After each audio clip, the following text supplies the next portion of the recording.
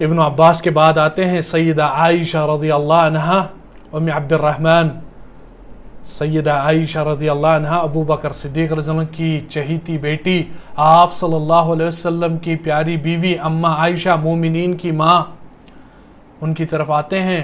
قال ابن القیم، ان کے علم کے برابر کوئی عورت نہیں اس امت میں، یہاں تک کہ فاطمہ رضی اللہ عنہا بھی نہیں، ان کے علم کے برابر۔ علم میں اگر آپ فضیلت دیں گے آپ کو ضروری عائشہ رضی اللہ عنہا کو دینی پڑے گی۔ کیوں؟ کس لیے؟ کیونکہ امت کے خاص اور عام، خاص سے مراد علماء، اور عام لوگ تو پتہ ہی ہے عام لوگوں کا حال کیا ہے، سب محتاج ہیں ان کے علم کے۔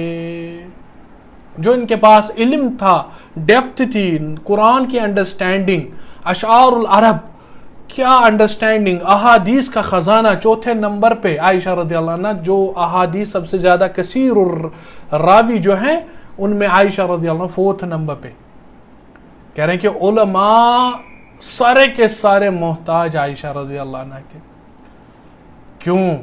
کیونکہ علم میں ان کی ثانی کوئی عورت ہی نہیں اس امت میں، یہاں تک کہ سیدہ فاطمہ رضی اللہ عنہ بھی نہیں علم میں، لیکن نسب میں، شرف میں فاطمہ رضی اللہ عنہ افضل ہیں، کیونکہ وہ آپ صلی اللہ علیہ وسلم کی بیٹی ہیں، بیٹی ہونے کے ساتھ ساتھ آپ صلی اللہ علیہ وسلم کے جسم کا حصہ ہے، جو آپ صلی اللہ علیہ وسلم نے بتا دیا ہے حدیث میں۔ اب مسئلہ یہ ہے کہ عورتوں میں سب سے افضل کون ہے؟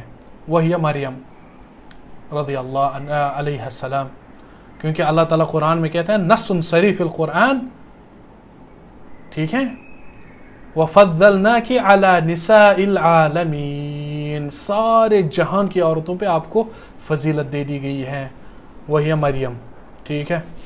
اس امت میں سب سے افضل علم کے اعتبار سے جو ہے وہ عائشہ رضی اللہ عنہ ہے، ٹھیک ہے۔ تو عائشہ رضی اللہ عنہ کی مثالیں لے لیتے ہیں، ایک دو مثالیں لے لیتے ہیں۔ ایک آدمی جو ہیں پوچھنے لگے کہ ایک آدمی نے نکاح متع کیا تھا۔ نکاح متع کانٹریکٹ میریج جو ہوتا ہے نا، وہ کانٹریکٹ میریج ایسے ہو گیا تھا کہ نکاح متع بولتے ہیں النکاح الی اجل، ایک مدت کے تحت آپ کانٹریکٹ کرتے ہیں کہ اس مدت تک یہ آپ کی بیوی رہے گی، پھر اس کو طلاق ملے گی، جدا ہو جائے گی۔ وہ محرم بالسنت والاجماع، یہ سنت اور اجماع سے حرام ہے۔ جو متع کرتے ہیں آپ کو پتہ ہی ہے متع کرنے والے جو لوگ ہیں وہ کون ہیں، یہ حرام ہے، ٹھیک ہے۔ تو کوئی آ گیا عائشہ رضی اللہ عنہ کے پاس کہ وہ پوچھ رہے ہیں کہ یہ متع کر لیا، یا مطلب اس کے بارے میں سوال پوچھ رہا ہے، تو آپ رضی اللہ عنہ نے فرمایا کہ میں تو تیرا فیصلہ قرآن سے دوں گی۔ تو آپ رضی اللہ عنہ نے فرمایا کہ جو دیکھو اللہ نے آپ کا فیصلہ کر دیا ہے قرآن میں، اور میں بھی اسی قرآن سے فیصلہ کر دوں گی۔ قال سبحانہ وتعالی فی سورۃ المعارج، سورہ معارج میں اللہ فرماتا ہے، سورۃ المعارج میں اللہ فرماتا ہے والذین هم لفروجہم حافظون، وہ تو ایسے لوگ ہیں مسلمان مومن لوگ جو اپنی شرمگاہوں کی حفاظت کرتے ہیں، الا علی ازواجہم، ایکسپٹ their wives، جو ان کی بیویاں ہیں، او ما ملکت ایمانہم، جو ان کی ملکی یمین ہے، لونڈیاں ان سے، ٹھیک ہے۔ اس کے بعد والی آیت میں کیا ہے؟ فمن ابتغى وراء ذلك فَأُولَئِكَ هُمُ الْعَادُونَ، جو اس کے علاوہ کچھ اور چاہے گا وہی حد سے نکلنے والا ہے۔ تو عائشہ رضی اللہ عنہ فرماتی ہے نکاح متع حرام ہے، کہ قرآن پروف کر رہا ہے کہ آپ کی بیویاں ہونی چاہیے، آپ کی لونڈیاں ہونی چاہیے، اس کے علاوہ آپ کچھ اور ڈھونڈ رہے ہیں تو یہ حد سے بڑھنا ہے، اس لیے قرآن سے آپ کا فیصلہ ہو گیا اس آیت کی وجہ سے، ٹھیک ہے۔ دوسری مثال لے لیتے ہیں، مسروق رحمۃ اللہ تعالی علیہ، آپ کو پتہ ہی ہے مشہور تابعی ہیں، بہت سارے روایت کے راوی بھی ہیں۔ تو انہوں نے عائشہ رضی اللہ عنہ سے بہت سوالات پوچھے تھے، ایک سوال کا جواب دیتے ہوئے عائشہ رضی اللہ عنہ نے فرمایا کہ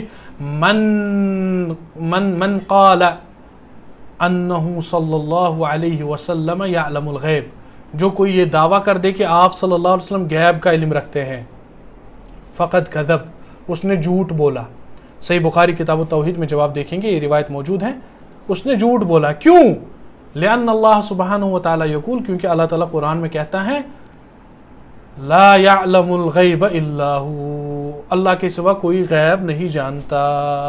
غیب اللہ کا یعنی ذاتی وصف ہے، غیب جاننا.